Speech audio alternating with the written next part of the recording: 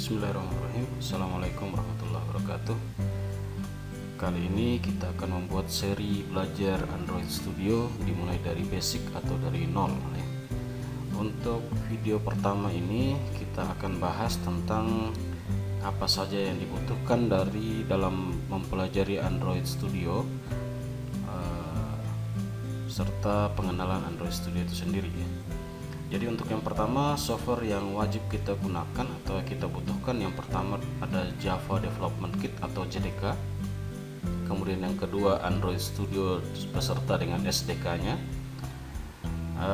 Software yang opsional atau yang pilihan bisa kita install SCR-CPY maupun Pfizer atau Genymotion atau ND Emulator. Baik. Untuk yang pertama Java Development Kit. Untuk menginstal kita bisa download, cari saja di Google Java JDK. Nah, di sini bisa diklik ini JDK. Nanti kita bisa download di bagian ini ya. Untuk video, pada saat video ini dibuat itu Java sudah mencapai Java SE 16.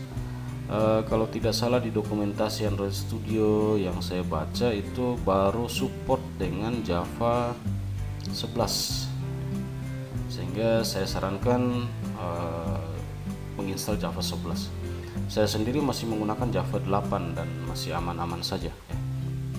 Jadi cara mendownloadnya klik JDK download, kemudian nanti di bagian ini silahkan pilih berdasarkan sesuai dengan sistem operasinya ya. Kalau jika menggunakan Windows maka klik bagian ini. Begitu juga dengan Linux maupun lain-lain. Setelah download, diinstal seperti biasa, next aja. Jika ada yang merasa kesulitan dalam menginstal, bisa request untuk saya buatkan video tutorial khusus bagaimana cara menginstalnya. Kemudian yang kedua, selain Java JDK kita juga membutuhkan Android Studio. Jadi caranya silahkan cari saja di sini Android Studio download. Nah, di sini tinggal diklik saja. Nanti bisa di-download. Diklik saja download option. Nah, di sini bisa di-download sesuai dengan sistem operasinya. Jika ada yang menggunakan Linux, itu download yang ini. Kemudian jika menggunakan Windows, bisa mendownload yang ini, yang rekomendasi. Kemudian selain Android Studio, kita juga membutuhkan namanya Android SDK. Jadi cara mendownloadnya ada juga di sini, Android SDK. Untuk versi Windows, versi Mac, dan versi Linux ya. Jadi sesuaikan dengan sistem operasinya, platformnya. Setelah mendownload, untuk penginstalannya juga cukup mudah, tinggal di next-kan saja. Khusus untuk Android Studio, pada saat penginstalan itu harus dipastikan bahwa koneksi internet stabil, karena dia akan membutuhkan download beberapa fitur, beberapa library yang dibutuhkan pada saat pembuatan aplikasi Android. Sehingga pada saat penginstalan itu pastikan koneksi internet stabil agar supaya menghindari kesalahan-kesalahan pada saat penginstalan. Namun jika ada yang merasa kesulitan bisa request khusus untuk penginstalan Android, nanti saya buatkan video tutorialnya. Lalu berikutnya yang kita butuhkan juga ada namanya SCR-CPY maupun atau Pfizer. Itu bisa juga di download di sini. Untuk SCR-CPY ketik saja SCR-CPY, bisa di download di GitHub.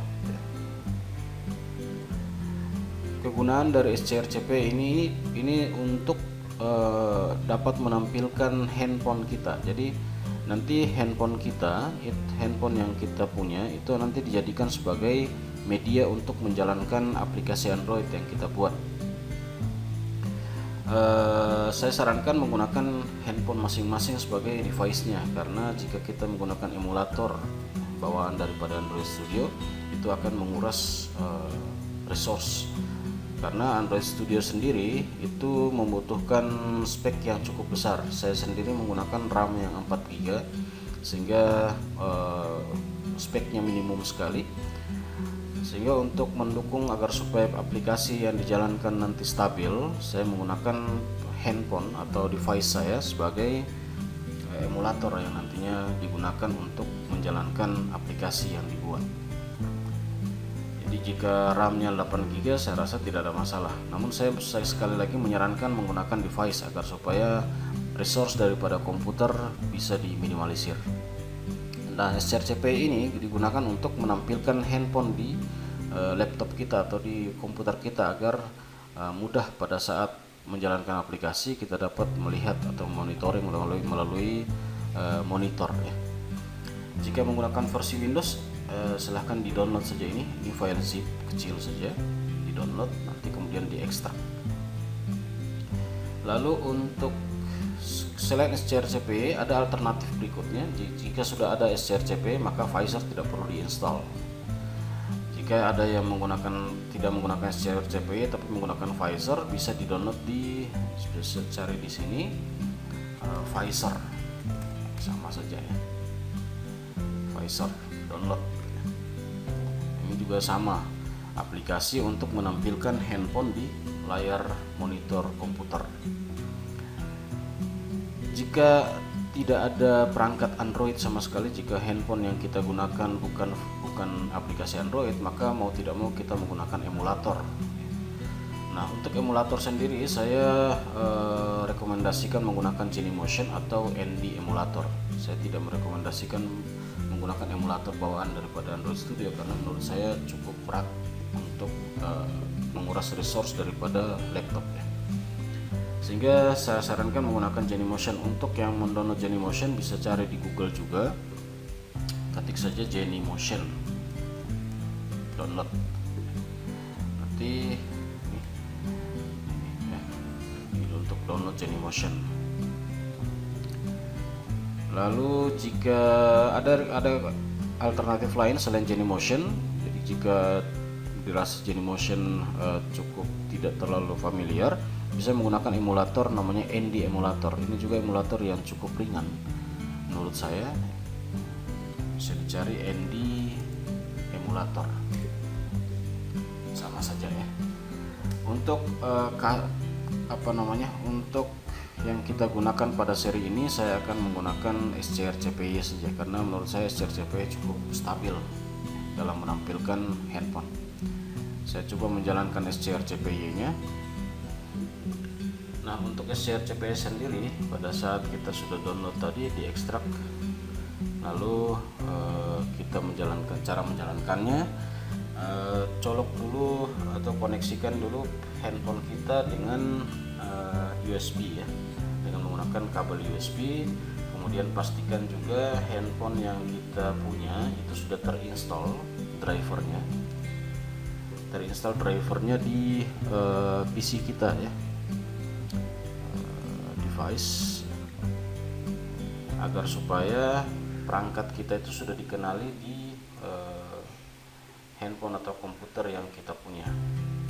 Seperti misalkan saya itu sudah punya, saya menggunakan Vivo 2019 dan ini sudah terinstall drivernya sehingga komputer sudah mengenali apa merek handphone yang saya punya. Lalu kemudian untuk menjalankan SCRCPI bisa klik 2 kali SCRCPI no console seperti ini.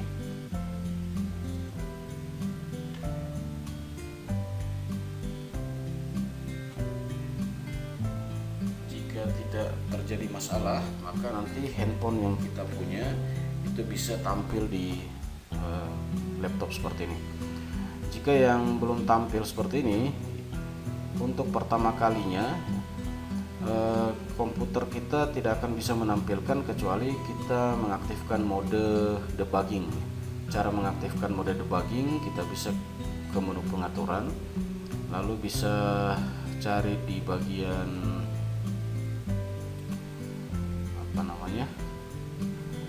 biasanya about phone ya, biasanya letaknya di bagian about phone.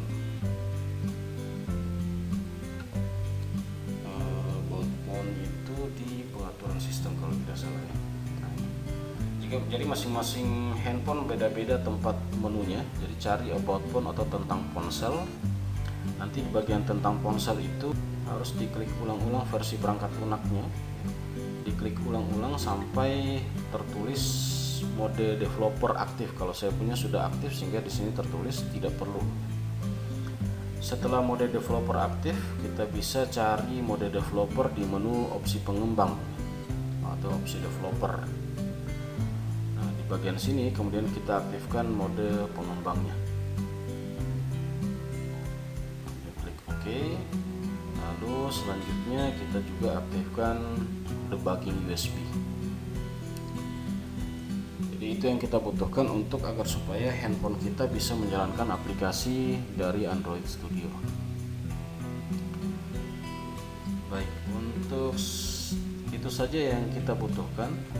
Mungkin itu saja yang kita butuhkan. Nanti jika ada yang kesulitan pada saat menginstal software yang kita butuhkan, mungkin bisa request melalui komentarnya. Mungkin demikian untuk sesi kali ini. Saya akhiri dengan assalamualaikum.